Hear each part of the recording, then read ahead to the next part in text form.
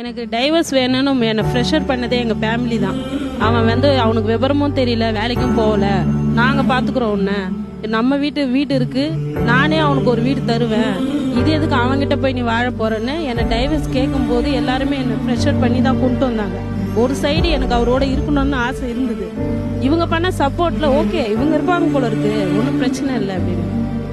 எனக்கு 10 வருஷம் கழிச்சு என்ன ஆனாலும் ஆகுது, நம்ம வீட்டுக்காரோட நம்ம போயிடலான்னு நான் கிளம்பும் போது அவர் கல்யாணம் ஆயிடுச்சு. எல்லாம் ஓடுவோம், சிரிப்போம், பேசுவோம், ஜாலியாக இருப்போம்.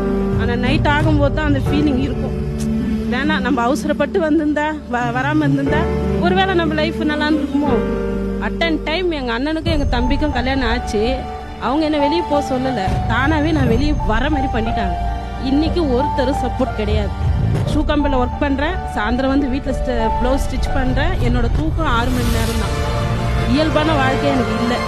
அதெல்லாம் அந்த முடிவு எடுத்தது நீங்கள் தவறுன்னு தான் நினைக்கிறீங்க? டெஃபினட்டாக சார். ஆனஸ்ட்டாக எங்கள் வீட்டுக்காரருக்கு நான் மன்னிப்பே கேட்குறேன். இந்த டெலிகாஸ்ட் ஆகணும், ஆனஸ்ட்டாக நான் மன்னிப்பே கேட்குறேன். அவரோட புரியாமைய தன்மையும், அவருக்கு ஜஸ்ட் ஒரு 6 மாதம் வேலை தான் இல்லை. எனக்கு டேலண்ட் இருக்குது, என் கையில் அப்போ வேலையும் இருந்தது. இன்கேஸ் கொஞ்சம் அட்ஜஸ்ட் பண்ணி நான் கோஆப்ரேட் பண்ணி அவரோட நான் வாழ்ந்திருந்தா இப்போ என் வாழ்க்கை நான் நினச்ச மாதிரி மாறலைனாலும் ஓரளவுக்கு வாழ்ந்திருப்பேன்.